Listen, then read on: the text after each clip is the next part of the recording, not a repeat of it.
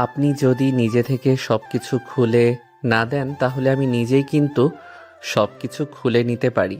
এখনো ভালোই বলছি, আপনি খুলে তারপর দেন, না হলে কিন্তু আমি হাত লাগাবো।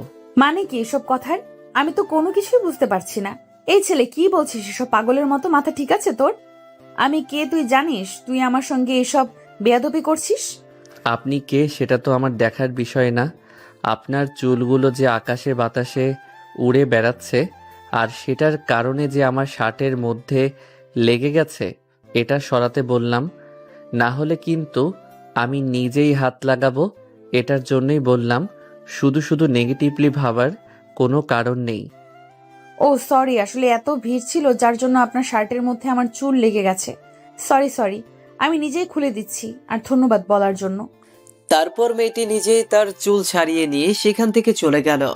আসলে রাস্তাঘাটে বেশ অনেক ভিড় ছিল, যার কারণে ভিড়ের মধ্যে একসাথে হওয়াতে চুলটা নিলয়ের শার্টের সঙ্গে বেঁচে যায়। আর তার কারণে পেছন থেকে এই কথাগুলো বলল। নিলয় সেখান থেকে সোজা বাসায় চলে আসলো। বাসায় আসার পরে ফ্রেশ হয়ে খাওয়া দাওয়া করলো। খাওয়া দাওয়া শেষ করে কিছুক্ষণ শুয়ে থাকার পরে বিকেলবেলা বন্ধুদের সঙ্গে আড্ডা দিতে চলে আসলো পার্শ্ববর্তী একটা চায়ের দোকানে। আর দোকানে আসার পরে তখন নিলয়ের বন্ধু সিয়াম তাকে বলতে শুরু করলো, দোস্ত, জানিস আমার কাছে একটা খুব ভালো একটা খবর আছে। সেটা হলো আমাদের ভার্সিটিতে ইংলিশ ম্যাডাম নতুন জয়েন করবে শুনেছে। ম্যাডাম নাকি দেখতে অনেক সুন্দরী, সবাই নাকি তার চেহারার পাগল। কি আর বলবো, জানি না কালকে দেখিয়ে কেমন লাগবে আমাদের। তুই আর কোনো দিন ভালো হবি না। প্রতিটা ম্যাডামের পিছনে তো লাগতে হবে। দেখ, আমার একটা স্বপ্ন আছে। সেটা হলো, আমি চাই সুন্দরী কোনো একটা মেয়েকে বিয়ে করব, কিন্তু ম্যাডামকে বিয়ে করলে আরো বেশি ভালো লাগতো। আরে ভাই, তুই কি ইদানিং নেশা করা শুরু করে দিয়েছিস নাকি? আরে ভাই, সব ছেলেরাই তো সুন্দরী মেয়েদেরকেই পছন্দ করে, তাই না? তুই আর ব্যতিক্রম কোথায়? আচ্ছা বাদ দে, শোন, আমার একটা ইচ্ছা আছে ভার্সিটির ম্যাডামের সঙ্গে প্রেম করা। কিন্তু সেই ইচ্ছেটা কি পূরণ হবে তোদের জন্য? মনে হয় না হবে, কারণ তোরা যেভাবে ম্যাডামদের পেছনে লেগে থাকিস, আর কখনোই মনে হয় এই ইচ্ছা পূরণ হবে না। দোস্ত, চল আমার গার্লফ্রেন্ডের সঙ্গে দেখা করে আসি, একটু রাগ ভাঙাতে হবে। আসলে দুপুর বেলা একটু রাগারাগি করেছি তো, তার জন্যই ফোনটা বন্ধ। তোরা যদি আমার সঙ্গে যাস তাহলে তোদেরকে বিরিয়ানি খাওয়াবো, সত্যি বলছি।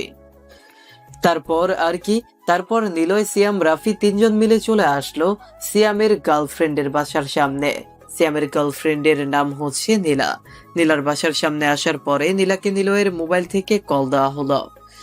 তার সঙ্গে সঙ্গে নীলা নিচে নামলো। নিচে নামার পরে তখন নীলা ইচ্ছে মতো সিয়ামকে বকা দিতে শুরু করলো।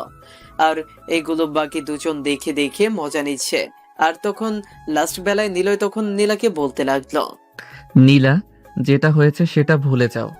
আসলে রিলেশনের মধ্যে এরকম হয় সব সময়। এটা নিয়ে ধরে থাকলে তো আর জীবন চলবে না, তাই না? বেচারাকে আজকের মতো মাফ করে দাও। বেচারা আর কোনো মেয়ের পেছনে ঘোরাঘুরি করবে না। ভাইয়া, আপনি বলেছেন দেখে ওকে আজকের মতো মাফ করে দিচ্ছি। আজকে যদি আপনি না আসতেন তাহলে ওর আজকে খবর ছিল। ওর সাহস কি করে হয় আমারই ম্যাডামের পেছনে ঘোরাফেরা করা? আচ্ছা ঠিক আছে, এবারের মতো আমার জন্য হলেও ক্ষমা করে দাও। এরপর থেকে সে আর কোনো দিন এরকম করিস না। আর যদি এরকম করিস তাহলে কিন্তু আমি নিজে এসে তোর খবর করে ছাড়বো। এভাবে কিছু কথা বলার পরে সেখান থেকে সবাই চলে আসলো একটা রেস্টুরেন্টে। আর রেস্টুরেন্টে এসে তিনজন মিলে ভরপুর খাওয়া দাওয়া করে সন্ধ্যাবেলায় বাসার দিকে রওনা হচ্ছিল। আর তখন নিলয়ের ফোনটা বেজে উঠল। নিলয় ফোনটা বের করে দেখতে পারলো তার বাবা কল দিয়েছে। আর নিলয়ের বাবা তখন নিলয়কে ওই পাশ থেকে বলতে শুরু করলো, নিলয়, আমার বাসায় ফিরতে একটু রাত হবে। তো আমার জন্য অপেক্ষা করিস না, ঘুমিয়ে পড়িস, ঠিক আছে? আর এখন কোথায় তুই? নিশ্চয় বাইরে। তাড়াতাড়ি বাসায় গিয়ে পড়তে বস। নিলয় তার বাবার সঙ্গে আরো কিছু কথা বলে কল কেটে দিল। আর কল কেটে দেওয়ার পরে যথারীতি সে বাসায় চলে আসলো। বাসায় আসার পরে দেখতে পারলো তার ভাবি রান্না করছিল। নিলয়ের ভাবি নিলয়ের কাছে চলে আসলো। নিলয়ের কাছে আসার পরে তখন তার ভাবি তাকে বলতে লাগলো, নিলয়, তোমার ভাইয়া আর বাবা কোথায় গেছে সেটা কি জানো? আজকে নাকি তোমার ভাইয়ারও ফিরতে অনেক বেশি রাত হবে। বুঝতে পারলাম না ওনাদের কি সমস্যা হলো, হঠাৎ করে এরকম দেরি করার মানেটা কি? ভাবি, আমি যেহেতু আছি তাই এত টেনশন করো না। ওরা চলে আসবে। ভাইয়া বাবা হয়তো গ্রামে গিয়েছে, আর এই জন্যই ফিরতে রাত হতে পারে। কী জন্য গিয়েছে সেটা আমি জানি না সঠিক, তবে এটা শিওর যে তারা গ্রামে গিয়েছে। এই বলে তখনই তার রুমে চলে আসলো। রুমে এসে ফ্রেশ হয়ে পড়তে বসলো। আর এভাবে বেশ অনেকটা সময় পার হয়ে যায়। আর প্রায় রাত 12টার দিকে তার ভাইয়া আর তার বাবা বাসায় এসেছেন। তখন নিলয় ঘুমিয়ে গিয়েছে। আর ওইদিকে নিলয় সকালবেলা ঘুম থেকে উঠে শুনতে পারলো গ্রামের জমিটা বিক্রি হয়ে গেছে। আর সেটার কারণেই কালকে আসতে অনেক বেশি দেরি হয়েছে। নীলা সকালবেলা উঠে রেডি হয়ে নিলে ভার্সিটিতে যাওয়ার জন্য। আজকে নিলয় খুবই সুন্দর করে স্টাইল মেরে যাচ্ছে ভার্সিটিতে। আর এটা দেখার পরে তার ভাবি এসে তাকে বলতে লাগলো, কি ব্যাপার, আজকে আমার দেবটা এরকম সুন্দর করে সেজে ভার্সিটিতে যাচ্ছে কেন? নিশ্চয়ই কোনো পার্টি আছে, না কোনো মেয়েকে পটাতে যাচ্ছ? তোমার তো কোনো মেয়েই পছন্দ হয় না, এগুলো স্টাইল মেরে কি লাভ? তুমি যদি এরকম ভাবি হয়ে আমাকে এরকম অভিশাপ দাও, তাহলে তো কোনো মেয়ে আমার কাছে ধারে কাছে আসবে না। দোয়া করো যেন আজকে প্রথম দেখায় আমার ম্যাডামকে পটাতে পারি। আজকে নতুন একটা ম্যাডাম আসবে আমাদের ডিপার্টমেন্টে। ঠিক আছে, আপাতত এইসব কথা রাখো আর তাড়াতাড়ি করে খাবার খেতে আসো, সবাই তোমার জন্য অপেক্ষা করছে। নিলয় খাবার খেতে চলে আসলো। আর নিলয় খাবার খাওয়ার পরে তখন তার বাবার কাছ থেকে টাকা নিয়ে সোজা ভার্সিটিতে চলে আসলো। আর ভার্সিটিতে আসার পরে দেখতে পারলো সকল হারামি বন্ধুরা সবাই একসাথে বসে আড্ডা দিচ্ছিল। আর তখন সেখানে নিলয় ওদের সঙ্গে মিলিত হলো। তারপর সবাই মিলে আড্ডা দিতে শুরু করলো। আর হঠাৎ করে কালকের যে মেয়েটার সঙ্গে ঝামেলা হয়েছিল সেই মেয়েটাই ভার্সিটিতে প্রবেশ করছিল। আর তখন সিয়াম দেখে তখন নীলাকে বলতে শুরু করলো, দোস্ত, এটা তো আর কেউ না, এটাই আমাদের নতুন ইংলিশ ম্যাডাম। ম্যাডাম দেখতে এত সুন্দর হবে সেটা সত্যি আমি ধারণা করতে পারিনি। ইচ্ছে করছে এখনই গিয়ে প্রপোজটা করে দেই। আরে তুই কি বলছিস? কালকে তো এই মেয়েটার সঙ্গেই আমার ঝামেলা হয়েছে। তোকে না বললাম যে ভিড়ের মধ্যে মেয়েটার চুল আমার শার্টের মধ্যে লেগে গিয়েছিল। মেয়েটা প্রথমে নেগেটিভ ভাবলেও পরবর্তীতে বলার পরে সরি বলে চলে গিয়েছিল। এটাই তো সেই ম্যাডাম।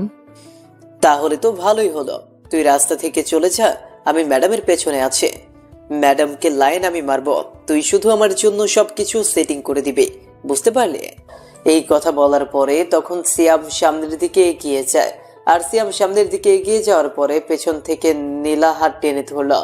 আর হাত টেনে ধরার পরে সিয়ামকে বসিয়ে সে তখন সিয়ামের সামনে এসে বলতে লাগলো, তুই ওনার দিকে তাকাবি না একদমই।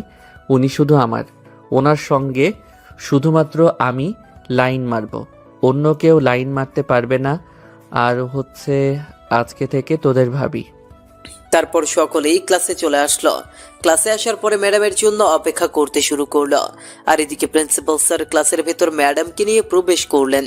আর ম্যাডামকে নিয়ে ক্লাসে প্রবেশ করার পরে প্রিন্সিপাল স্যার সবার উদ্দেশ্য করে বলতে শুরু করলো, তোমাদের সাবেক ইংরেজি শিক্ষক শাবনাম স্যার অসুস্থ থাকার কারণে তার জন্য আমাদের নতুন একজন শিক্ষক আনা হয়েছে। ওনার নাম হচ্ছে সাদিয়া রহমান। তোমাদের এটা জেনে ভালো লাগবে যে সাদিয়া হচ্ছে আমার স্টুডেন্ট, আজকে আমার ভার্সিটিতেই শিক্ষকতা করবেন। এটা আমার কাছে গর্বের বিষয়। আশা করি তোমরা তাকে সাহায্য করবে, মনোযোগ দিয়ে ক্লাস করবে। এই কথা বলার পরে তখন প্রিন্সিপাল স্যার চলে গেল। আর প্রিন্সিপাল স্যার চলে যাওয়ার পরে যথারীতি ম্যাডাম তার ক্লাস শুরু করে দিলেন। প্রথমে সবার সঙ্গে পরিচিত হওয়ার পরে তখন তার নিজের ক্লাস শুরু করে দিল। আর এদিকে নিলয় মেয়েটার দিকে অপলক দৃষ্টিতে তাকিয়ে আছে, তার চোখের পলক ফেলছে না। একটা সময় সাদিয়া নিজেও খেয়াল করলো নিলয় ছেলেটাকে দেখার পরে তখন সামনে চলে আসলো। নিলয়ের সামনে আসার পরে কোনো কিছু বলছে না দেখে নিলয় তারপর সাদিয়া নিজেই বলতে শুরু করলো, কি ব্যাপার, তুমি এইভাবে আমার দিকে তাকিয়েছিলে কেন? তুমি কি পড়া বুঝতে পারছিলে না নাকি? যদি কোনো কিছু বুঝতে না পারো তাহলে আমাকে বলবে, আমি আবারও দিয়ে দেব, কিন্তু কোনো ভণ্ডামি করা যাবে না। ম্যাডাম, আপনার পড়া বুঝতে পারছি বলেই তো আপনার দিকে তাকিয়েছিলাম, তাই না? আর আমি আবার কারো মুখের দিকে না তাকিয়ে পড়া বুঝতে পারি না। ঠিক আছে, আপনি আপনার মতো করে লেকচার দিয়ে যান। এই কথা বলার পরে সাদিয়া আর কোনো কিছু বলল না। নিলয় বসে পড়ল। আর নিলয় বসে পড়ার পরে তখন এক ধ্যানে তাকিয়েছিল মেয়েটার দিকে। সাদিয়া কিছুটা বিরক্ত হচ্ছিল, কিন্তু সবার সামনে থাকায় সাদিয়া কোনো কিছুই বলতে পারছে না।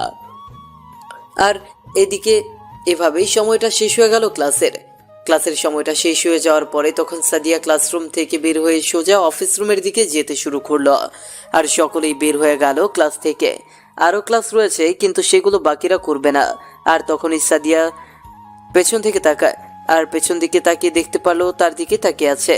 তখন সাদিয়া আবারও ছেলেদের কাছে আসলো, আর ওদের কাছে আসার পরে বলতে শুরু করলো। কি ব্যাপার, তোমরা ক্লাস থেকে বের হয়ে গেলা কেন?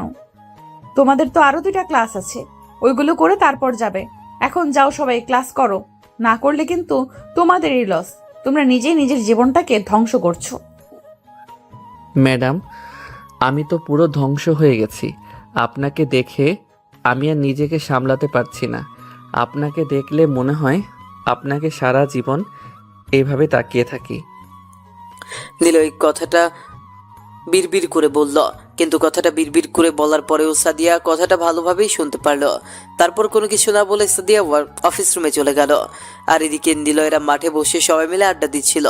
আর তখনই কোথা থেকে নিলয়ের ফ্রেন্ড তৃষা এসে হাজির। তৃষা এসে নীলাকে বলতে শুরু করলো। কিরে, তোরা ক্লাস না করেই চলে এসেছিস? নিলয়, তোকে আমি পুরো ক্লাস করলাম, কিন্তু তোকে পেলাম না। তারপর দেখলাম মাঠে বসে আছিস। চল, তোর সঙ্গে আমার একটা ইম্পর্টেন্ট কথা আছে। আমার সঙ্গে আবার তোর ইম্পর্টেন্ট কথা কিসের? যা বলার এখানেই বল। আমি কোথাও যেতে পারবো না। আর তোর সঙ্গে আমার কোনো পার্সোনাল কথা তো একদমই সম্ভব না। আরে ভাই, তুই এত ভয় পাচ্ছিস কেন? অন্য কোনো কিছু বলবো না তো, কোনো কিছু করব না। তোকে একটা ইম্পর্টেন্ট কথা আছে। সেম, তুই একটু বল না ভাই। আরে ভাই, তুই ঝামেলা করছিস কেন নিলয়? তুই একটু যা তো, দেখ কি বলে। তৃষা এমন হতে পারে যে তোর কপাল খুলেও যেতে পারে, হয়তো তোকে কোনো সুসংবাদ দিবে। এই কথা বলার পরে নিলয় তৃষাকে নিয়ে একটু আড়ালে চলে আসলো, সবার থেকে একটু আড়ালে। আর তখন তৃষা তার সামনে হাঁটু গেড়ে বসলো। আর নিলয় অবাক হয়ে তাকিয়ে আছে। আর তখন তৃষা নিলয়কে একটা ফুল নিয়ে বলতে শুরু করলো। নিলয়, আসলেই আমি কিভাবে বলবো বুঝতে পারছি না। কখনো কোনো মেয়ে কোনো ছেলেকে প্রপোজ করেছে কিনা সেটাও জানি না, আর জানতেও চায় না। আমি যে তোকে নিজের জীবনের থেকেও অনেক বেশি ভালোবাসি। প্লিজ, তুই আমাকে ফিরিয়ে দিস না। তিশা, তুই এগুলো কি বলছিস?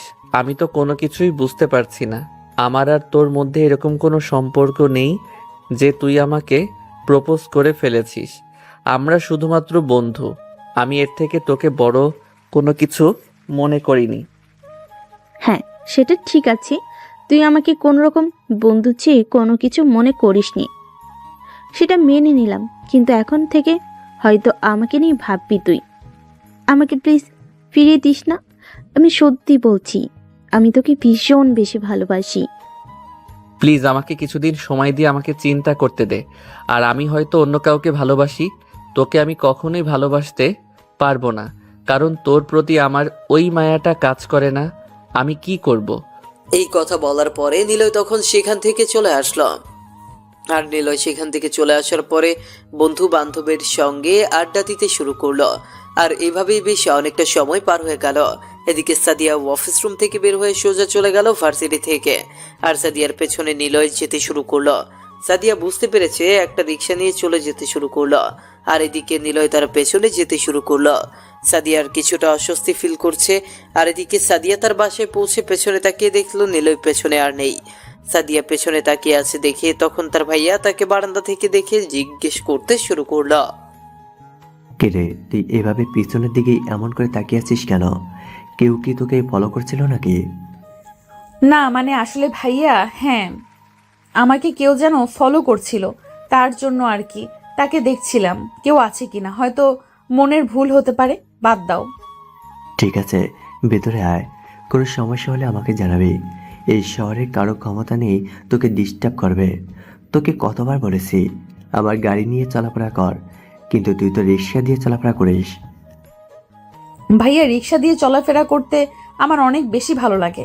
তুমি প্লিজ এটা নিয়ে কোনো কিছু করো না।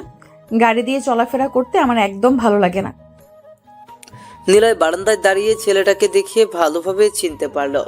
এটা তো তাদের থানার পুলিশ অফিসার জুবাইর শিকদার, তার মানে সাদিয়া জুবাইর শিকদারের একমাত্র বোন। নিলয়ের গলা শুকিয়ে গেল। তারপর চলে আসলো তার বন্ধুদের কাছে। তার বন্ধুদের কাছে আসার পরে সব ঘটনা খুলে বলল। আর সব ঘটনা শোনার পরে তখন ওই দিক থেকে রাফি তখন নিলয়কে বলতে লাগলো, কিরে তুই এভাবে হাঁপাচ্ছিস কেন? কোনো কিছুই তো বুঝতে পারছি না। আর জুবাই শিকদারের বোন হয়েছে তো কি হয়েছে? এমন করে বলার কি আছে? তার বোনকে কি কখনো বিয়ে দেবে না নাকি? নিলয় ভাই আমার, তুই এই মেয়েটার পেছনে যাওয়া ছেড়ে দে। তার চেয়ে ভালো তুই তৃষার সঙ্গে থাক। তৃষা তোকে সত্যি বলছি অনেক বেশি মনে হয় ভালোবাসে। তুই তৃষার সঙ্গেই সুখে থাক। তুই ম্যাডামের পেছনে যাওয়া ছেড়ে দে। দোস্ত, সেটা সম্ভব না রে। আমি যে তাকে নিজের থেকে অনেক বেশি ভালোবাসি। আর চেহারার প্রতি আমার কোনো ফিলিংস কাজ করে না, তো তার সঙ্গে আমার রিলেশনটা কেমন হবে? ভাই তুই নিজেও মরবি, আমাদেরকেও মারবি। ভাই আমরা অকালে মরতে চাই না। আমরা এখনো বিয়ে শাদী করি নাই। আমরা এখনো ভালোভাবে প্রেমটা পর্যন্ত কন্টিনিউ করতে পারছি না। এত তাড়াতাড়ি মরতে চায় না। ওর ভাইয়ের নামে প্রচুর পরিমাণে রিপোর্ট পেয়েছি। আশা করি তুই ভালো করেই জানিস। হ্যাঁ, সেটা ঠিক আছে যে ওর ভাইয়ের নামে প্রচুর পরিমাণে রিপোর্ট করেছে, কিন্তু তাই বলে আমার মতো ভালো ছেলেকে উনি কেন মারবে বা উনি কেন আমাকে থানায় নিয়ে যাবে? উনি তো গুন্ডা মাস্তান, ওদের জন্য ঠিক আছে। আমি তো ওনার বোনকে ভালোবাসি, আমাকে কোনো কিছু করবে না। তার বোনকে লাইন মারছিস আর ও তোকে কোনো কিছু বলবে না? ভাই তোকে মেরে বুড়িগঙ্গা নদীতে ভাসিয়ে দিবে। তুই দেখে নিস, তোর লাশটা পর্যন্ত খুঁজে পাওয়া যাবে না।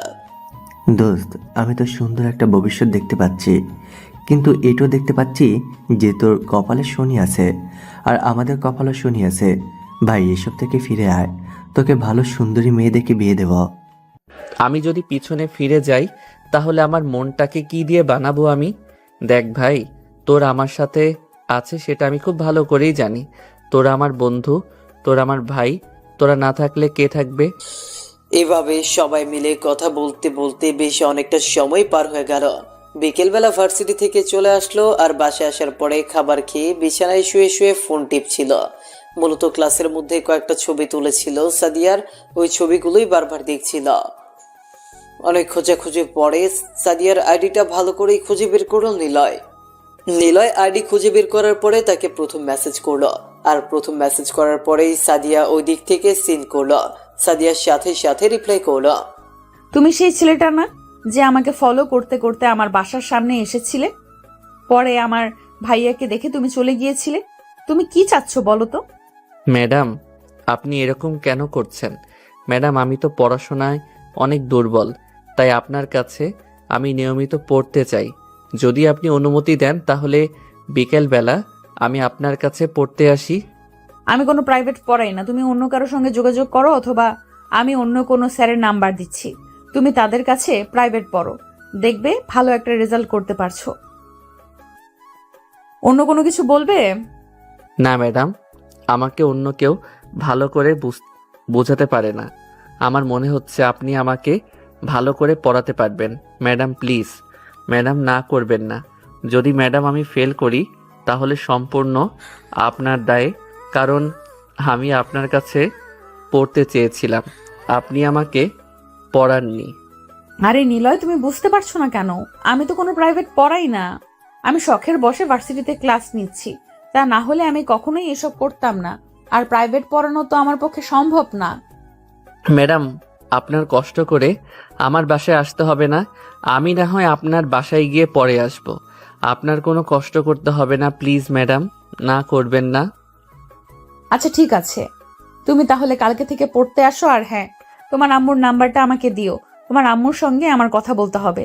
উনি কি চায় সেটাও জানতে হবে আমার। নিলয় তখন তার মায়ের নাম্বারটা সাথে সাথে দিয়ে দিল। আর এদিকে তাড়াতাড়ি করে তার মায়ের কাছে চলে আসলো। তার মায়ের কাছে আসার পরে তখন তার মাকে সবকিছু বলল সে, যে সেই ম্যাডামের কাছে প্রাইভেট পড়বে। তখন তার মা আরো খুশি হয়ে গেল। তার মা তাকে আরো বলতে লাগলো, ঠিক আছে, তুই তাহলে কালকে থেকেই ওই ম্যাডামের কাছে পড়তে যাস। আর শোন, ভালো করে পড়াশোনা করবি। আমি কিন্তু প্রতি সপ্তাহেই খোঁজ খবর নিব তুই কি করিস না করিস। নিলয় তারপর সেখান থেকে চলে আসলো। আর এদিকে সাদিয়া নিলয়ের আম্মুকে কিছুক্ষণ পরেই কল দিল। আর কল দেওয়ার পরে সকল খোঁজ খবর নিয়ে বলল কালকে পাঠিয়ে দেওয়ার জন্য। এদিকে নিলয় তো মহা খুশি, কারণ মেঘনা চাইতেই জল পেয়ে গেল নিলয়। সাদিয়ার মনে তেমন কোনো কিছু আকাঙ্ক্ষা নেই। পরদিন বিকেলবেলা চলে আসলো সাদিয়ার বাসার সামনে। সাদিয়ার বাসার সামনে আসার পরে ভেতরে যেতে পেছনে একটা ভয় লাগছে, কারণ ভেতরে তার ভাই থাকলে অবস্থা আরো বেশি ভয়াবহ হয়ে যাবে। কোনো কিছু করতে পারবে না, কোনো কিছু বলতেও পারবে না। নিলয় কলিং বিল দেওয়ার পরে সাদিয়া এসে দরজা খুলে দিল। আর সাদিয়া দরজা খুলে দেওয়ার পরে দেখতে পারলো সাদিয়া সুন্দর করে একটা শাড়ি পরে আছে। নিলয় দেখে চোখ ফেরাতে পারছে না। সাদিয়া নিলয়কে ভেতরে আসতে বলল, আর ভেতরে বসার জন্য না বলে সরাসরি বলল তার রুমে যাওয়ার জন্য। নিলয় সাদিয়ার রুমে চলে আসলো। আর সাদিয়ার রুমে আসার পরে তখন টেবিলে বসে পড়লো। আর কিছুক্ষণ পরেই সাদিয়া চলে আসলো। সাদিয়া আসার পরে বলল বই বের করার জন্য। আর নিলয় বই বের করে বসে আছে। তখন সাদিয়া বলতে লাগলো, কি ব্যাপার, তুমি এইভাবে বই বের করে বসে আছো কেন? কোন চ্যাপ্টার থেকে শুরু করব সেটা তুমি বলো। তুমি যেখান থেকে বলবে আমি সেখান থেকে শুরু করব। কোন চ্যাপ্টারটা তুমি সবচেয়ে কম বোঝো সেটা আমাকে বলো। ম্যাডাম, আমার কাছে তো সব কিছুই কঠিন লাগে। আপনি যে কোনো একটা থেকে শুরু করতে পারেন, আমার তাতে কোনো আপত্তি নেই। আপনি যা বলবেন তাই করব। আপনি শুধু বলে যাবেন। আচ্ছা ঠিক আছে, আমরা তাহলে প্রথম থেকে শুরু করি। ঠিকমতো পড়াশোনা করবেন, আমি যা পড়াবো তুমি শুধু বাসায় গিয়ে সেগুলো করবে। ছোট বাচ্চাদের মতো যেন কোনো সময় বলতে না হয় যে পড়া কেন হয়নি। ঠিক আছে ম্যাডাম, আমাকে কখনোই বলতে হবে না। আপনি দেখে নেবেন, আমি যখন আপনার কাছে প্রাইভেট পড়ছি আমার রেজাল্ট সবার থেকে অনেক বেশি ভালো হবে। শুধুমাত্র আপনি একটু আমাকে সাপোর্ট দিলেই হবে। একটু ভালোভাবে বলবেন, কথা বলবেন। কথা বলবো মানে? তুমি কি সব বলছো? আমি তো কিছুই বুঝতে পারছি না। এসব উল্টাপাল্টা কথা না বলে পড়ার দিকে মনোযোগ দাও, জীবনে ভালো কিছু করতে পারবে। সাদিয়া তারপর একটা চ্যাপ্টার বের করে নীলাকে ভালোভাবে বুঝিয়ে দিচ্ছিল। নীলয় তো পড়ার দিকে কোনো খেয়াল না করে সাদিয়ার মুখের দিকেই তাকিয়েছিল। সাদিয়ার একটা চুল বারবার সামনে এসে পড়ছে। নীলয়ের ইচ্ছে করছে সেই চুলটা ভালোভাবে সরিয়ে দিতে, তার কানের মাঝে গুজে দিতে, কিন্তু সেটা তো আর সম্ভব না। তাই অপলক দৃষ্টিতে সাদিয়ার মুখের দিকে তাকিয়েছিল। তার গোলাপের পাপড়ির মতো গোলাপি ঠোঁটগুলো তাকে সবচেয়ে বেশি আকর্ষণ করছে। সাদিয়া কিছুক্ষণ পড়ানোর পরে তখন দেখতে পারলো নিলয় তার দিকে কেমন যেন অপলক দৃষ্টিতে তাকিয়ে আছে। সাদিয়া তখন নিলয়কে হালকা মাথায় আঘাত করার পরে তাকে রাগী কণ্ঠে বলতে শুরু করলো, কি ব্যাপার, তুমি আমার দিকে তাকিয়ে আছো কেন? তুমি তো পড়ার দিকে না তাকিয়ে আমাকে দেখার কি আছে? পড়ায় মনোযোগ দাও, আমি কিন্তু পরবর্তীতে এটা ধরবো। পরে যদি না পারো তাহলে কিন্তু তোমার খবর আছে। না ম্যাডাম, আমি তো পড়ার থেকে খেয়াল করছিলাম আপনি যা পড়াচ্ছিলেন, আমি তো সেটাই খেয়াল করছিলাম। ঠিক আছে ম্যাম, আবার শুরু করুন। তারপর এইভাবেই বেশ অনেকটা সময় পার হয়ে গেল। রিপিট। আর নিলয়কে ছুটি দিয়ে দেওয়া হলো। ছুটি দেওয়ার পরে নিলয় বাসায় চলে আসলো। বাসায় চলে আসার পরে সে কোনোভাবেই সাদিয়াকে মন থেকে সরাতে পারছে না, কোনো কাজই করতে পারছে না। মনে হচ্ছে সাদিয়া তার সামনেই দাঁড়িয়ে আছে এবং তার সঙ্গে কথা বলছে। সাদিয়াকে এতটা ভালোবেসে ফেলবে এই কয়দিনে, সেটা আসলেই অবাক করা ঘটনা। এভাবেই পার হতে থাকলো বেশ অনেক দিন। সাদিয়া ইচ্ছা করে তার বাসায় আসছিল, আর এদিকে নিলয় সেও হেঁটে হেঁটে বাসায় ফিরছিল। সাদিয়া দেখে নিলয়কে তার সঙ্গে রিকশায় উঠতে বলে, খুবই মানবতার খাতিরে, তাছাড়া আর অন্য কিছু নয়। নিলয় বিষয়টা দেখে বেশ অবাক হয়ে গেল। নিলয় হয়তো ভেবেছে তার জন্য মনে মনে একটু হলেও ভালোবাসা জন্মাচ্ছে। এদিকে সাদিয়াকে প্রচন্ড বিরক্ত করায় সাদিয়াও মাঝে মাঝে রেগে থাকে নিলয়ের উপর। নিলয় রিকশায় ওঠার পরে কিছুটা দূরে বসে আছে। মনে মনে জড়িয়ে ধরতে চাইলেও সামনে থেকে কোনো কিছুই করতে পারছে না। অনেক বেশি ভয় লাগছে তার। আর এদিকে তখন সাদিয়া বলতে লাগলো, নিলয়, আমি তোমাকে কিছু কথা বলার জন্য আমার রিকশায় এনেছি। না হলে কখনো ইচ্ছা ছিল না তোমার সঙ্গে এক রিকশায় বসে যাওয়ার জন্য, কারণ কেউ দেখলে হয়তো মাইন্ড করতে পারে। তুমি খুব ভালো করে জানো আমি তোমার সঙ্গে কি বিষয়ে কথা বলতে চাচ্ছি।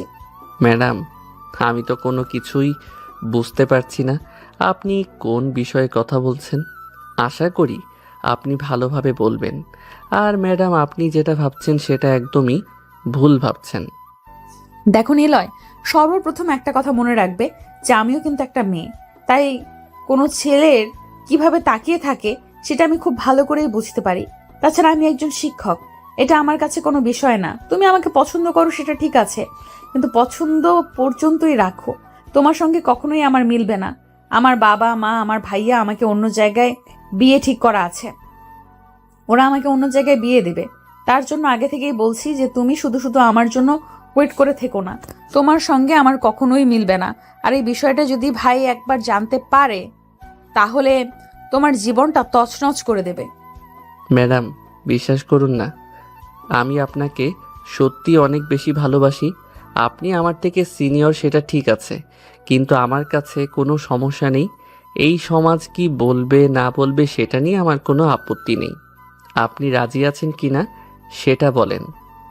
আমি তোমাকে কখনো ভালোবাসবো এটা তুমি ভাবলে কি করে? আমি তোমাকে কখনো ভালোবাসবো না। তোমার সঙ্গে আমার কখনো মিলবে না। যে ছেলের সঙ্গে আমার বিয়ে ঠিক করে রেখেছে আমি সেই ছেলের সঙ্গে সারাটা জীবন কাটাতে চাই। তোমার সঙ্গে আমি কখনোই এরকম করে ভেবে দেখিনি। তাহলে আমি যে আপনাকে ভালোবাসি সে ভালোবাসার কি আপনার কাছে কোনো মূল্য নেই? আমি আপনাকে ছাড়া বাঁচব না। আমি আপনাকে ছাড়া মরে যাব। আর আপনার ভাইকে দেখে আমি ভয় পাই না। ভালোবাসলে ভয় পেতে নেই। প্লিজ তুমি বোঝার চেষ্টা করো। শুধু শুধু তোমার জীবনটা নষ্ট করে কি লাভ? হ্যাঁ, এটা ঠিক যে আমার ভাইয়া তোমাকে কোনো কিছু বলবে না, কিন্তু আমাকে তাড়াতাড়ি করে বিয়ে দিয়ে দিবে। তুমি কি যাও আমি এই স্বাধীনতাটা মিস করি? না, আমি সেটা চাই না। তবে আমি এটাও চাই না যে আপনার বিয়ে হয়ে যায়। বিয়ে যদি হতেই হয় তাহলে আমার সঙ্গে হবে। আমি আপনাকে বিয়ে করতে চাই। আমি আমার নিজের জীবনের থেকে অনেক বেশি ভালোবাসি আপনাকে। আপনাকে নিয়ে প্রতি রাতে স্বপ্ন দেখি। আপনাকে নিয়ে প্রতি রাতে আমি কত স্বপ্ন বুনি। সেই স্বপ্নগুলোর কি হবে? দেখো নিলয়, এটা কখনোই সম্ভব না। আর কখনো তুমি আমাকে এই বিষয়ে কথা বলবে না। আর আজকে থেকে পড়তে আসার কোনো প্রয়োজন নেই। এই 1 মাস তোমাকে যা পড়িয়েছি এটাই তোমার হবে। আমি আর সামনে আগাতে পারছি না। তুমি আমার সামনে কখনোই আসবে না। এই কথা বলার পরে তখন রিক্সা দাঁড় করালো। রিক্সা দাঁড় করানোর পরে নিলয় নেমে গেল। আর তখন সাদিয়াও চলে গেল। নিলয় তোর চলে যাওয়ার দিকে তাকিয়েছিল, আর সাদিয়া একবারের জন্য ফিরে তাকালো না। আর রাস্তার মধ্য দিয়ে সাদিয়াকে ডাকতে শুরু করলো নিলয়। তখন সাদিয়ার ভাই জুবাইর গাড়ি দিয়ে যাচ্ছিল। তার বিষয়টা খুব ভালোভাবে লক্ষ্য করলো, তবে সেটা নিলয় ভালোভাবে খেয়াল করেনি। নিলয় যখন বাসায় চলে আসলো, বাসায় আসার পরে মন খারাপ করে বিছানায় শুয়ে আছে। আর কিছুক্ষণ পরেই তার ভাবি রুমের মধ্যে প্রবেশ করলো। তার ভাবি রুমে প্রবেশ করার পর দেখতে পারলো নিলয় মন খারাপ করে শুয়ে আছে। তখন তার ভাবি জিজ্ঞেস করতে লাগলো, কি ব্যাপার, আমার দেবরটা এমন মন খারাপ করে বসে আছে কেন? কি হয়েছে? তার কোনো কিছুই তো বুঝতে পারছি না। কিছুদিন আগেও তো ভালো ছিল, আজকে হঠাৎ করে এমন কি হয়ে গেল যে মন খারাপ করে এসেই শুয়ে পড়লে? ভাবি, আমি তো তোমাকে বলেছিলাম যে আমি সাদিয়াকে ভালোবাসি, কিন্তু সে আমাকে ভালোবাসে না। সে তার বাবা মায়ের পছন্দ মতো ছেলেকে বিয়ে করবে এবং বিয়ের পরে তাকেই ভালোবাসবে।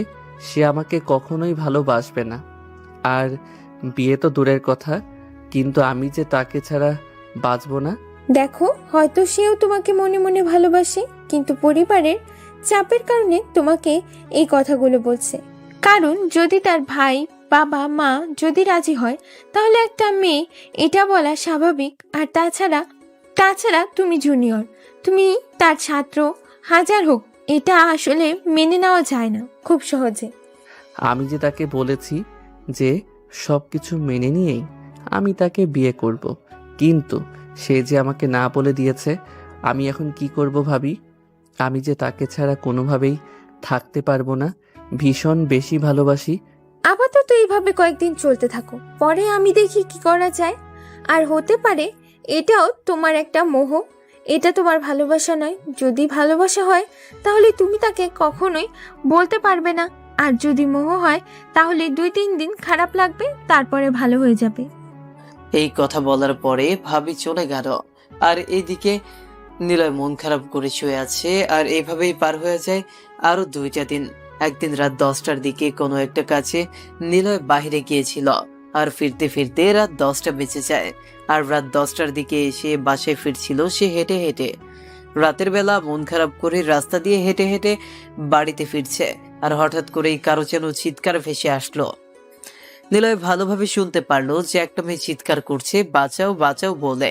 নিলয় বাঁচানোর জন্য তাড়াতাড়ি করে ছুটে গেল ওইখানে যাওয়ার পরে দেখতে পারলো একটা মেয়ে কোনো কিছুই হয়নি দাঁড়িয়ে এইসব কথা বলছে।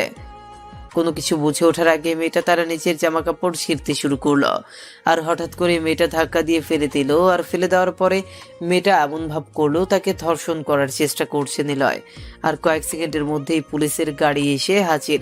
অবাক হয়ে গেল নিলয়, এটা কি হয়ে গেল কোনো কিছুই বুঝতে পারলো না। নিলয়ের সবকিছু মাথার ওপর দিয়ে যাচ্ছে। আর পুলিশ যথাসম্ভব তাড়াতাড়ি নিলয়কে অ্যারেস্ট করে নিয়ে গেল থানায়। থানায় যাওয়ার পরে নিলয়ের বাবা মা তার পুরো পরিবারকে খবর দেওয়া হলো। আর তার পুরো পরিবার থানায় আসলো। থানায় আসার পরে ওসি জুবাইর সবকিছুই খুলে বলল। আর খুলে বলার পরে তখন তার বাবা নিলয়ের কাছে আসলো। আর নিলয়ের কাছে আসার পরে নিলয়কে একটা থাপ্পড় দিয়ে বলতে লাগলো, নীলা, তুই এরকম একটা কাজ করবি এটা সত্যি আমি ভাবতে পারিনি। সি, তোকে আমার ছেলে বলতেও অনেক বেশি ঘৃণা করে। কি করে পারলে এই কাজটা করতে? একটা মেয়ের সর্বনাশ। আর তুই আর কখনো আমার সামনে আসবি না, তাহলে আমার মরা মুখ দেখবি। আমি তোর মুখ দেখতে চাই না। অফিসার, আপনি আইন অনুযায়ী শাস্তি দেবেন, তাই তাকে যে শাস্তি দেবেন আমরা তাতে কোনো বাধা আপত্তি করব না। বাবা, তুমি একটু বোঝার চেষ্টা করো, আমি এরকমটাই কখনোই করিনি। বাবা, তুমি আমাকে বিশ্বাস করো। আমি কি তোমার ওই রকম ছেলে যে আমি এসব করতে পারি? বাবা প্লিজ, তুমি একটু বসে চেষ্টা করো। আমাকে ফাঁসানো হয়েছে, কি কারণে ফাঁসানো হয়েছে, কে ফাঁসি হয়েছে, আমি কোনো কিছুই বুঝতে পারছি না। হয়েছে, থাক, আমাকে আর কোনো কিছু বলতে হবে না। আমি আর তোর কোনো কথা শুনতে চাই না। এটা দেখার আগে আমার মরণ হলো না কেন? কত লোক কত দিকে মারা যায়, তুই মরতে পারিস না? এটার আগে তুই মরলি না কেন? এই কথা বলার পরে নিলয়ের বাবা সেখান থেকে বের হয়ে চলে গেল। নিলয়ের বাবা বের হয়ে চলে যাওয়ার পরে তখনই নিলয়ের আম্মু নিলয়ের কাছে আসলো আর বলতে শুরু করলো, তোকে আমার ছেলে ভাবতেও আমার অনেক বেশি ঘৃণা হচ্ছে। আমি এমন একটা ছেলেকে আমার পেটে ধরেছিলাম যে কিনা একটা মেয়েকে ধরতে চেষ্টা করেছিল। ছি, এটা কি করে পারলি তুই? আমি তোকে এই শিক্ষা দেইনি ছোটবেলা থেকে। তোকে আদর করতে করতে আজকে তোর এই অবস্থা হয়েছে। তোর তো কোনো কিছুই কমতি রাখিনি আমি। আম্মু তুমি বিশ্বাস করো, আমি এরকমটা কখনোই করিনি। আমাকে সত্যিই ফাঁসানো হয়েছে। কী কারণে ফাঁসানো হয়েছে সেটাই আমি বুঝতে পারছি না। মা, তোমরা আমাকে এখান থেকে নিয়ে যাও, আমার এখানে ভালো লাগছে না মোটেও। এই কথা বলার পরে নিলয়ের আম্মু সেখান থেকে চলে গেল। নিলয়ের আম্মু সেখান থেকে চলে যাওয়ার পরে নিলয়ের ভাবি নিলয়ের সামনে আসলো। নিলয়ের সামনে আসার পরে যখন নিলয়কে বলতে শুরু করলো, নিলয়, আমি তোমার কাছ থেকে এটুকু আশা করতে পারিনি। তুমি একটা মেয়েকে ভালোবাসো আর রাতের বেলা অন্য একটা মেয়েকে তুমি একা পেয়ে তুমি তার উপর ঝাঁপিয়ে পড়েছো। জি, আমার তো ভাবতেই অনেক ঘৃণা হচ্ছে যে কিনা তোমার মতো একটা দেবর পেয়েছে বলে তোমার ভাই কত ভালো, আর তুমি তার ভাই হয়ে এত খারাপ হয়ে গেলে। ভাবি, মা বাবা হয়তো বিশ্বাস করতে পারছে না আমাকে, কিন্তু তুমি তো আমাকে বিশ্বাস করতে পারছো। ভাবি প্লিজ বিশ্বাস করো, আমি এরকমটা কখনোই করিনি। ওই মেয়েটা মিথ্যা কথা বলছে। আমি ওই মেয়েটিকে চিনতাম না পর্যন্ত। আমি রাস্তা দিয়ে যাচ্ছিলাম আর তখনই মেয়েটা শুনতে পারি, আর আমি দৌড়ে গিয়েছিলাম মেয়েটাকে বাঁচানোর জন্য। আর মেয়েটা নিজে নিজেই এসব কিছু করেছে, আমি কোনো কিছুই করিনি। প্লিজ আমাকে কোনো কিছু বোঝাতে এসো না। আমিও একটা মেয়ে। একটা মেয়ে কখনোই তার নিজের ইজ্জত নিয়ে কখনোই মিথ্যা কথা বলবে না। তুমি এখনো কেন দোষ স্বীকার করছো না? আমি তোমাকে যে শাস্তি দিই আমাদের তাতে কোনো আপত্তি নেই। এই কথা বলার পরে তখন নিলয়ের ভাবি সেখান থেকে চলে গেল। আর সবাই চলে যাওয়ার পরে নিলয় কান্না করে দিল। আর এদিকে তখন জুবাইর চলে আসলো। জুবাইর আসার পরে গেট লাগিয়ে নিলয়কে উল্টো করে ঝুলিয়ে ইচ্ছে মতো পেটাতে শুরু করলো। আর নিলয়কে জিজ্ঞেস করতে লাগলো সবকিছু স্বীকার করার জন্য। একটা মেয়ে নিজে থেকে সাক্ষী দিয়েছে যে তুই তাকে নষ্ট করতে চেয়েছিলি একা পেয়ে। মেয়ে দেখলে লোভ সামলাতে পারিস না, তাই না? এখন থেকে বুঝবে। স্যার, আমি এসব কিছুই করিনি। এসব আপনাদের চক্রান্ত। আপনার নিশ্চয়ই আমাকে ফাঁসাচ্ছেন। কেন ফাঁসাচ্ছেন আমাকে? আমি সাদিয়াকে ভালোবাসি বলে, তাই তো? তোর ওই নোংরা মুখে আমার বোনের নাম নিবি না। তোর এই নোংরা চেহারাটা আমার বোনের সামনে গেলে আমার বোনের অমঙ্গল হবে। তোকে তো আমার বোন ভালোবাসে না। তুই একটা মেয়েকে দর্শন করতে চেয়েছিলি, মেয়েটার ইজ্জত কেড়ে নিতে চেয়েছিলি। তোকে আমি দৃষ্টান্তমূলক শাস্তি দেব, যেন অন্য কোনো ছেলেরা খুন করতে গিয়ে 10 বার ভাবতে পারে। নিলয়কে জুবাইর ইচ্ছে মতো পেটানোর পরে জুবাইর তারপর বাসায় চলে গেল। বাসায় চলে যাওয়ার পরে জুবাইর সমস্ত ফাইল, সমস্ত প্রমাণ সাদিয়াকে দেখালো। সাদিয়াকে দেখানোর পরে সাদিয়া একা একা রুমে চলে গেল। রুমে চলে যাওয়ার পরে দরজা বন্ধ করে কান্না করতে শুরু করলো। সাদিয়া নিজেও ভাবতে পারছে না যে নিলয়ের মতো ছেলে এরকম করতে পারে। সাদিয়া যে নীলাকে প্রচন্ড ভালোবাসে কিন্তু প্রকাশ করতে পারে না তার পরিবারের কারণে। আর এখন কিনা নিলয় একটা মেয়েকে ধরতে চেয়েছে। ছি, এরকম একটা ছেলেকে ভালোবাসে। কিছুক্ষণ পরে সাদিয়া স্বাভাবিক হয়ে সবার সামনে খাবার খেতে আসলো। খাবার খেতে আসার সময় তখন তার বড় ভাই সাদিয়াকে এবং তার বাবাকে বলতে শুরু করলো। বাবা, আমি তোমার সঙ্গে একটা কথা বলতে চাই। সেটা হলো, আমি আগামী সপ্তাহে সাদিয়ার বিয়ে ঠিক করেছি। তুমি আর অমত করো না, তুমিও রাজি হয়ে যাও। সাদিয়াকে বিয়ে করে অবরা লন্ডনে নিয়ে চলে যাবে। ঠিক আছে, তুই যেহেতু ভালো মনে করছিস তাহলে তুই সেটাই কর। সামনে শুক্রবারে সাদিয়ার বিয়ে, ডেট ফাইনাল কর। আমি না হয় মির্জা সাহেবের সঙ্গে কথা বলে নেব, তুই বাকিরা ম্যানেজ করে নে। আম্মু, তোমার তো কোনো অসুবিধা নেই। তুমি তোমার মেয়েকে রাজি করো যে সে যেন আর অমত না করে, আর যেটা হয়েছে সেটা সবকিছু যেন ভুলে যায়। এই সমাজ এখানে কখনো মানবে না একটা সাচ্চক কি করে ম্যাডামকে ভালোবাসতে পারে। সাদিয়া খাবারটা না খেয়ে সেখান থেকে উঠে চলে গেল। সাদিয়ার খেতে ইচ্ছে করছিল না এমনিতেই, তারপর আবার এইসব কথা বলা শুরু করে দিয়েছে। সাদিয়ার রুমে এসে চুপচাপ ঘুমিয়ে যায়। সাদিয়ার বিশ্বাস করতে কষ্ট হচ্ছে এরকম কেন, সাদিয়ার বিশ্বাস করতে কষ্ট হচ্ছে এরকম কোনো কিছু হয়েছে। সে তার বড় ভাইকে অনেক বেশি বিশ্বাস করে, সম্মান করে, কিন্তু তার বড় ভাই এরকম একটা কাজ করতে পারে, এত বড় ধোঁকা দিতে পারে তাকে, এটাও সে বিশ্বাস করতে পারছে না। কারণ সে তো তার ভাইকে ভালোভাবেই জানে। এইসব ভাবতে ভাবতে সাদিয়া যে কখন ঘুমিয়ে যায় সে নিজেও টের পেল না। আর এদিকে আধমরা অবস্থায় জেলের ভেতর পড়ে আছে নিলয়। নিলয় উঠে দাঁড়ানোর শক্তিটুকুও পাচ্ছে না। ফজরের আজান যখন দিয়েছে তখনই নিলয়ের জ্ঞান ফিরল। নিলয়ের জ্ঞান ফেরার পরে সে কোনোভাবেই সেখান থেকে উঠতে পারছে না। আর তখনই একটা পুলিশ এসে একটু পানি দিয়ে যায়, আর সে পানি খাওয়ার শক্তিটুকু নিলয়ের কাছে নেই। আর সকালবেলা জুবাইর থানায় আসার পরে তখন নিলয়কে বলতে লাগলো, তোর কত বড় সাহস, তুই আমার বোনের পেছনে ঘোরাফেরা করিস। আমার বোন না করার পরেও তুই আমার বোনের পেছনে ঘোরাফেরা করিস। এখন সারাটা জীবন জেলের ভিতর থাক। তোকে আমি এমন অবস্থা করব যে আর কখনো আমার বোনের কথা মাথায় আনবে না।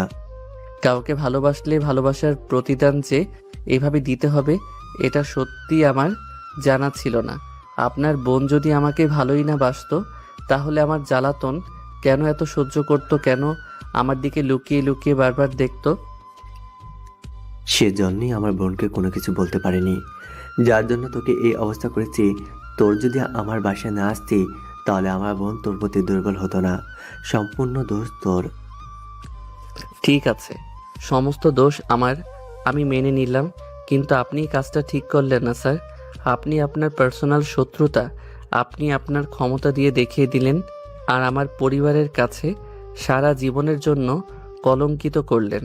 আমার পরিবার কখনো আমাকে মেনে নেবে কিনা আমি জানি না, হয়তো নেবে না।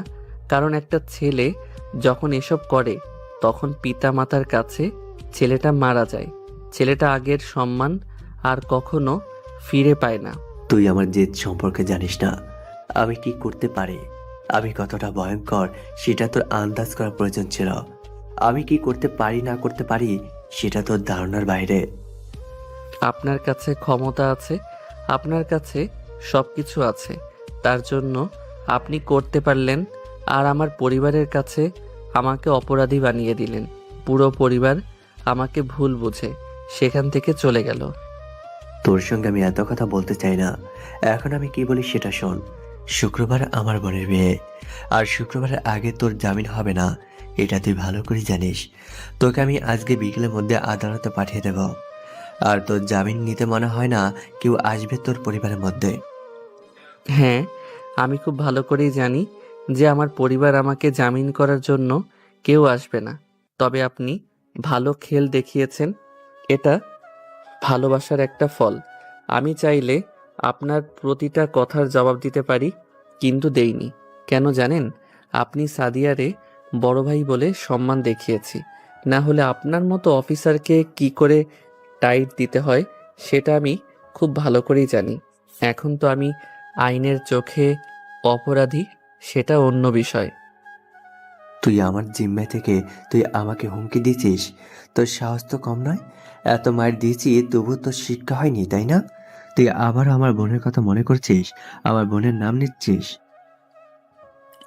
নিলয় আর কোনো কিছু বলল না। কি বা বলা আছে তার? সে তো কোনো কিছু বললেও জুবাইর কখনো শুনবে না, কারণ তার কাছে হাজারো চিৎকার করে কান্না করলেও তার কথা শোনার মতো কেউ নেই। তার নিজের পরিবারের যেখানে তাকে বিশ্বাস করতে পারলো না, অন্য কোনো মানুষ তাকে বিশ্বাস করবে সেটা তো স্বপ্নের মতো, কখনোই সত্যি হবার নয়। ওইদিকে সাদিয়া বিশ্বাস করতে পারছে না যে নিলয়ের মতো একটা ছেলে এরকম কাজ করতে পারে। সেও নিলয়কে প্রচন্ড বেশি ভালোবেসে ফেলেছে, সে অফরুকে বিয়ে করবে না। এদিকে তখনই সাদিয়ার ফোনটা বেজে উঠল, আর সাদিয়ার ফোনটা হাতে নিয়ে দেখতে পারলো অফরুর নাম্বার থেকে কল এসেছে। না চাইতেও কলটা রিসিভ করতে হলো, আর কলটা রিসিভ করার পরে উপাস থেকে তখন অফরু সাদিয়াকে বলতে লাগলো, কি ব্যাপার সাদিয়া, কল রিসিভ করতে এত দেরি হলো কেন? আমি সে কখন থেকে তোমার জন্য রেস্টুরেন্টে বসে অপেক্ষা করছি। আজকে না তোমার আমার সঙ্গে দেখা করার কথা? সামনে আমাদের বিয়ে, আমাদের কত প্ল্যান প্রোগ্রাম করতে হবে, তাই না? ও আচ্ছা, আসলে আমার মনে ছিল না, আমি ঘুমিয়েছিলাম তো তার জন্য। আপনি 10 মিনিট ওয়েট করুন, আমি আসছি এক্ষুনি। সাদিয়ার ইচ্ছা না থাকা সত্ত্বেও সেখানে যেতে হবে, কারণ না হলে তার বড় ভাই তাকে কি করবে সেটা নিজেও জানে না। সাদিয়া রেডি হয়ে চলে আসলো রেস্টুরেন্টে।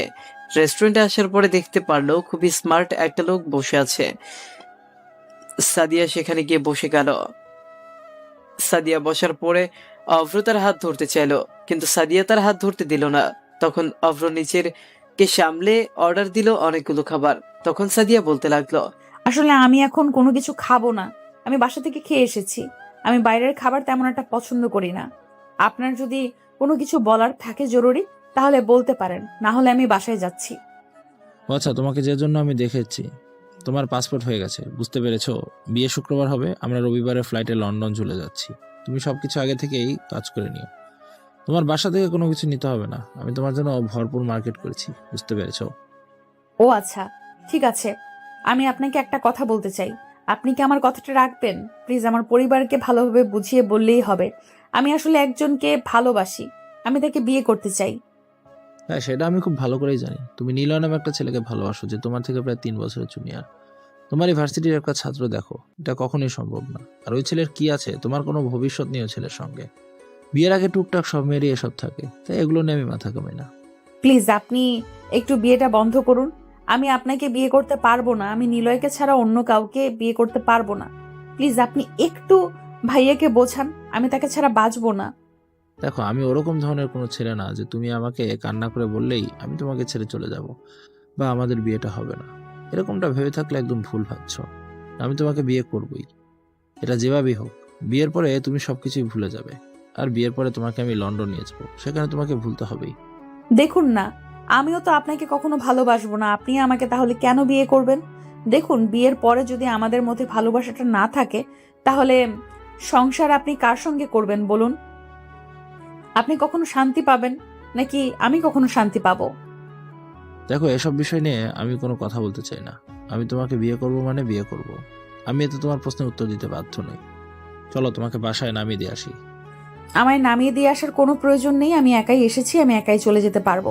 এই কথা বলার পরে সাদিয়া তখন সেখান থেকে বের হয়ে চলে আসে। সাদিয়া বাসায় আসার পরে কান্না শুরু করে দিল, এবং তার মা তার রুমে আসার পরে দেখতে পারলো সাদিয়া কান্না করছে। তার মায়ের কোনো কিছুই বলার নেই, কারণ তার মা তার বাবার উপর কথা বলার সাহস নেই, তাই সবকিছু মুখ বুঝে সহ্য করা ছাড়া কোনো উপায় নেই। আর এদিকে নিলয়কে কোর্টে চালান করে দেওয়া হলো। নিলয়ের পরিবারকে ছাড়ানোর জন্য আসলো না। আর এইভাবেই দেখতে দেখতে পার হয়ে গেল 2টা দিন। নিলয় এখন পর্যন্ত স্বীকার করেনি। সে স্বীকার করবেই বা কেন? সে তুমি এটাকে চিনতই না, জোর করে তাকে ফাঁসানো হয়েছে। আদালতে এটাই বলেছে, কিন্তু আদালতে প্রমাণ না থাকায় তাই তার কারাদণ্ড হয়ে গেল। এদিকে বৃহস্পতিবার রাতে সকল মেহমান সাদিয়ার বাড়িতে এসেছে সাদিয়াকে গায়ে হলুদ দিতে। আর গায়ে হলুদ দেওয়ার পরে সাদিয়ার রুমে চলে আসলো। তার রুমে আসার পরে দরজা লক করে সে ছুরি দিয়ে তার হাত কাটতে শুরু করলো।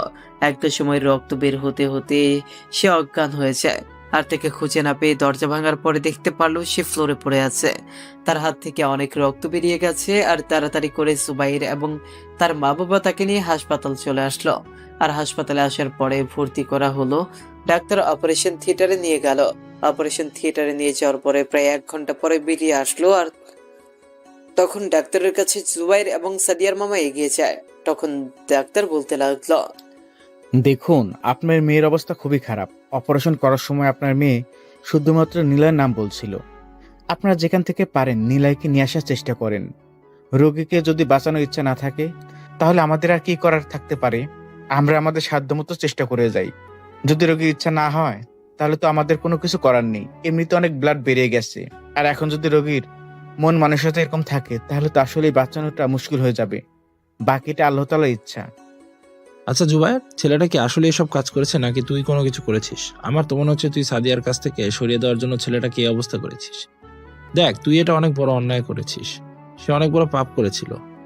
একটা ছেলেকে এভাবে কষ্ট দেওয়াটা ঠিক না। পরিবারের কাছে থেকে খারাপ বানিয়েছিস।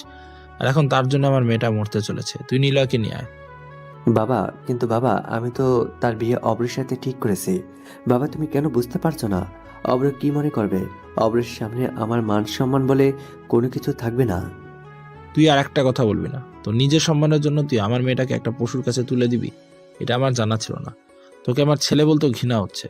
তুই আর একটা ছেলেকে তার পরিবারের কাছে খারাপ বানিয়ে তুই আমার মেয়েটাকে আমার কাছ থেকে দূরে ঠেলে দিচ্ছিলি।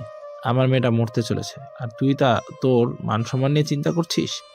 তুই আমার ছেলে না, তুই এইখান থেকে চলে যা। এই কথা বলার পরে শিকদার সাহেব একটা থাপ্পড় মারলো।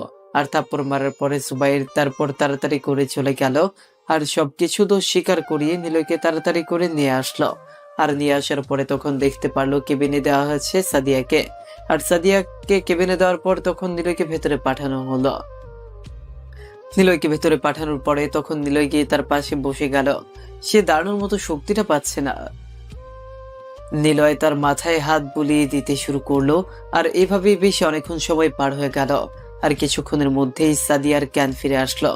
আর সাদিয়ার জ্ঞান ফিরে আসার পরে তখন সাদিয়া দেখতে পারলো নিলয়ের শরীরে বিভিন্ন জায়গায় দাগ রয়েছে। আর এটা দেখার পরে সাদিয়া সহ্য করতে না পেরে কান্না করে দিল। আর তখন নিলয় হালকা করে জড়িয়ে ধরলো আর বলতে লাগলো, তুমি তো আমাকে ভালোবাসো না, তাহলে কেন এত আমার জন্য কান্না করছো? আমার জন্য মরতে গিয়েছিলে। তুমি যদি এরকম করো তাহলে আমি কি করে বেঁচে থাকবো? আমি তো পিচ্ছি, আমি তো তোমাকে ভালোবাসতে পারবো না। কেন সব সময় শুধুমাত্র আমাকে বলতে হবে? তুমি জানো না মেয়েরা কখনো মুখ ফুটে কোনো কিছু বলতে পারে না? আমি যদি তোমাকে ভালোই না বাসতাম তাহলে তোমাকে কেন এত সহ্য করতাম বলো? সবকিছু বুঝেও যদি না বুঝে থাকো তাহলে আমার কিছু করার থাকতে পারে? আমি তো আমার পরিবারের দিকে তাকিয়ে তোমাকে সেদিন এই কথাগুলো বলেছিলাম যেন তুমি আমাকে ভুলে যাও খুব সহজে। তুমি আমাকে ভুলে যেতে পারোনি, আমি হয়তো তোমাকে ভুলে যেতে পারিনি। অনেক চেষ্টা করেছি পরিবারের দিকে তাকিয়ে তোমাকে ভুলে যাওয়ার, কিন্তু পারিনি। নিজের ক্ষতি করার কি খুবই দরকার ছিল? এটা ছাড়াও তো আরো অনেক কিছুই করার ছিল, তাই না? এর থেকে বেশি কিছু যদি তোমার কিছু হয়ে যেত তখন কি করতে? হাসপাতালে কদিন থাকা লাগবে তুই জানো? ডাক্তার বলেছে তোমার অবস্থা খুবই খারাপ। আমি খুব ভালো করে জানি যে তুমি এই কাজটা কখনোই করতে পারো না। আমার ভাই তোমার সঙ্গে এরকম করেছেন। আমার ভাই তোমাকে ফাঁসিয়ে দিয়েছে। আমার বিশ্বাস করতে কষ্ট হচ্ছিল আমার ভাই এতটা খারাপ হয়ে গেছে তার নিজের স্বার্থ হাসিল করার জন্য। এসব কিছু বাদ দাও। আমি চাইলে অনেক কিছুই করতে পারতাম, কিন্তু কোনো কিছু করিনি, কারণ ও তোমার বড় ভাই বলে সম্মান দেখিয়েছি। আর এই সম্মানটা যে আমার এতটা নিচে নামাবে এটা আমি বুঝতে পারিনি। আমি আমার পরিবারের কাছে খারাপ হয়ে গেছি। আমি খুব ভালো করে জানি তোমার পরিবার তোমাকে ভুল বুঝে তারা দূরে সরিয়ে দিয়েছে। বিশ্বাস করো, তোমার পরিবার আবারও তোমাকে ঠিক আপন করে নেবে। হ্যাঁ, আমি খুব সেটা জানি যে আমার পরিবার আবারও আমাকে আপন করে নেবে, কিন্তু আমার পরিবার আমার দুঃসময়ে আমাকে বিশ্বাস করতে পারেনি। এটাই আমার আফসোস রয়ে গেল সারা জীবন। এটা আমার সারা জীবন আফসোস থাকবে, কারণ আমার পরিবার কেন আমাকে বিশ্বাস করতে পারলো না। প্লিজ এসব কথা বলো না। এসব কথা শুনতে ভালো লাগছে না আমার। আমি জানি যে আমার কারণেই তোমার এরকমটা হয়েছে। আমার সামনে তুমি তোমার পরিবার থেকে দূরে সরে গিয়েছো আমাকে ভালোবেসে। সব কিছু মিথ্যা হতে পারে, কিন্তু আমাদের ভালোবাসা মিথ্যা হতে পারে না। প্লিজ আমাকে কথা দাও, আমাকে ছেড়ে কখনোই দূরে সরে যাবে না, আর কখনো এরকম পাগলামি করবে না আমার জন্য। তোমার কিছু হয়ে গেলে আমি কি করে বাঁচবো? আমি কথা দিলাম আর কখনোই আমি এরকমটা করব না। আমাকে এবারের মতো ক্ষমা করে দাও। এবার একটু তোমার বুকে জড়িয়ে ধরো না প্লিজ।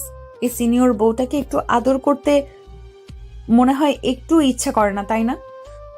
তোমার ভাই আমাকে যে পরিমাণ মেরেছে, আদর করা তো দূরে থাক, আমি আর কখনো উঠে দাঁড়াতে পারবো কিনা জানি না।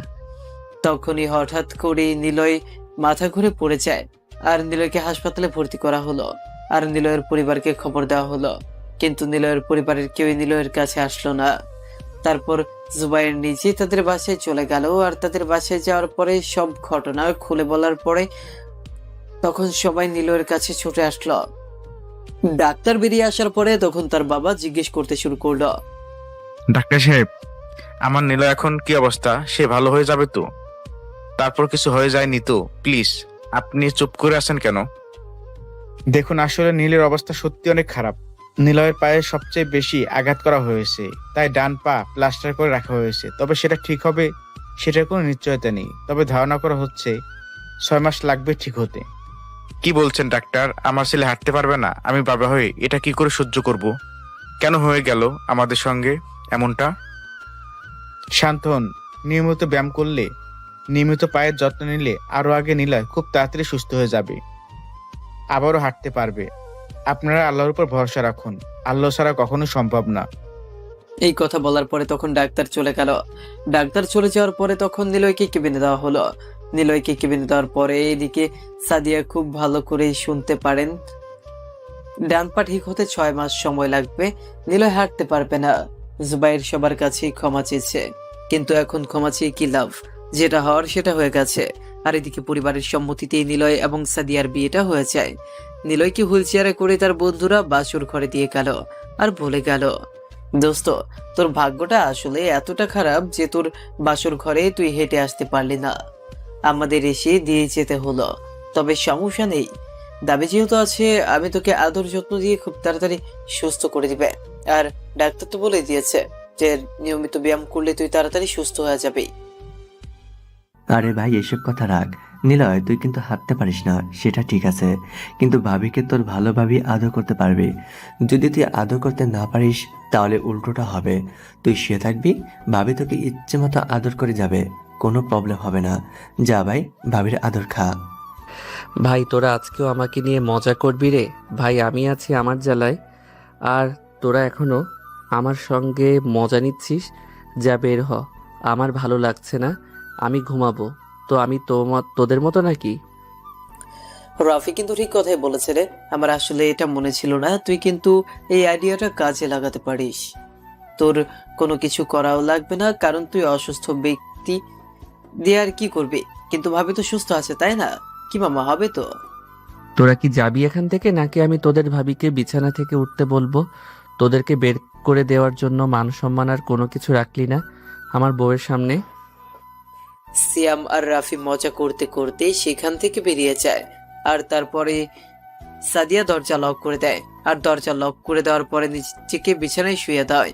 আর শুয়ে দেওয়ার পরে তখন সাদিয়া বুকের উপর শুয়ে পড়লো। তখন সাদিয়া নিলয়কে বলতে লাগলো, আজকে আমার জন্য তোমার এই অবস্থা হতে হলো। সত্যি বলতে আমি নিজেকে ক্ষমা করতে পারছি না। তবে সুস্থ হবে আর কবে তোমাকে নিয়ে আমি আবারও হাঁটতে পারবো, দুজন মিলে ঘুরতে পারবো।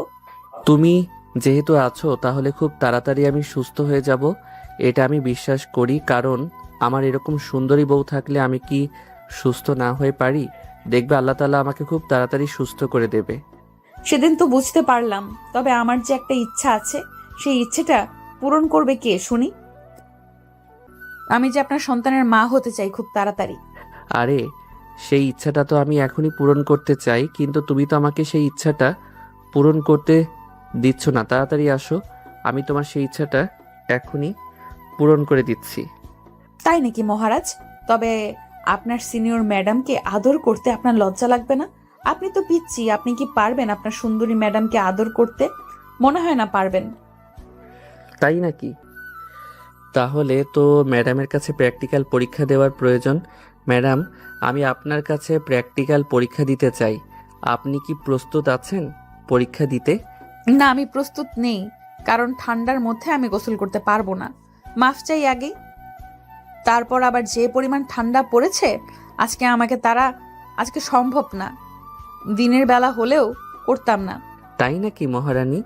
আপনাকে তো তাহলে আরো বেশি আদর করতে হবে, কারণ আমার সন্তানের মা হতে হবে তো খুব তাড়াতাড়ি আপনাকে জ্বালাবে। আপনার সঙ্গে দুষ্টামি করবেন এটাই তো চাই, তাই না? তুমি আমাকে যে পরিমাণ প্যারা দাও, তারপর আবার ওই নতুন মানুষ আসলে তো আমি পুরো পাগল হয়ে যাব। আমাকে মনে হয় পাবনা কয়েকবার রেখে আসতে হবে। নিলয় হঠাৎ করেই সাদিয়ার ঠোঁটটা দখল করে নিল, আর সাদিয়াও রেসপন্স দিতে শুরু করলো। আর এইভাবেই দুজন মিলে হারিয়ে গেল এক অজানা গল্পে। 4 মাস পর আজকে পায়ের প্লাস্টার খুলে দেওয়া হলো। নিলয় আবারও আগের মতো হাঁটতে পারছে। নিলয় সাদিয়াকে নিয়ে হেঁটে হেঁটে বাসায় ফিরল। সকলেই অনেক খুশি, নিলয় আবারও আগের মতো হাঁটতে পারছে। আবার এদিকে হঠাৎ করে বাসায় ফেরার পরে সাদিয়ার মাথাটা ঘুরে যায়, আর নিলয় কোলে তুলে নিয়ে সাদিয়াকে বিছানায় শুয়ে দেয়। আর কিছুক্ষণের মধ্যেই ডাক্তার চলে আসলো। ডাক্তার চেক আপ করার পরে বলতে লাগলো, নীলা সাহেব, আপনার একটা খুশির সংবাদ রয়েছে। আপনি বাবা হতে চলেছেন। আপনার পা খুব তাড়াতাড়ি সুস্থ হয়ে গেছে। তার সঙ্গে সঙ্গে আপনার আরো একটা সুসংবাদ চলে আসলো। নিলয় ডাক্তারের সঙ্গে কথা বলে ডাক্তারকে বিদায় দিয়ে রুমে চলে আসলো।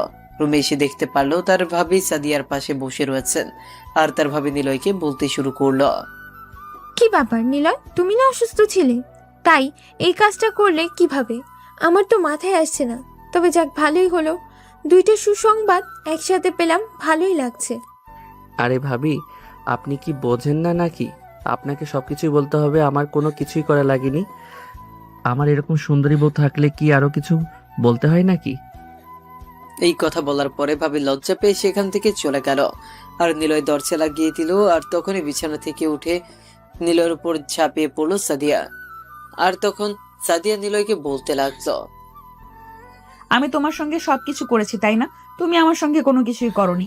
সব দোষ এখন আমার, তাই না? মানুষের সামনে মুখে কোনো কিছুই আটকায় না। ভাবে কি এসব বলার কি দরকার ছিল? চুপ করে থাকলে কি হতো? দেখো, একটা মানুষ জিজ্ঞাসা করছে, আমি সেটার উত্তর দেব না, এটা কি করে হতে পারে? আমাকে যে যেটাই প্রশ্ন করে আমি সেটারই উত্তর দেওয়ার চেষ্টা করি, তাই না? আর এটারই ভাবে অতিক্রম হবে কেন?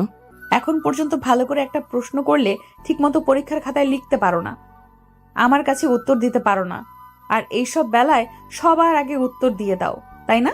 লজ্জা শরমের মাথা খেয়ে ফেলেছে মনে হয়। আচ্ছা, এসব কথা বাদ। যেটা বলেছি সেটা কি আজকে প্র্যাকটিক্যাল ভাবে করে দেখানো যায় না? তাহলে তো ভালো হবে, আমিও কোনো কিছু শিখতে পারতাম। হাজার হলেও আপনি ম্যাডাম মানুষ। সাদিয়া কয়েকটা বুকের মধ্যে নিলয়ের কিল বসিয়ে দিয়ে তাকে শক্ত করে জড়িয়ে ধরলো।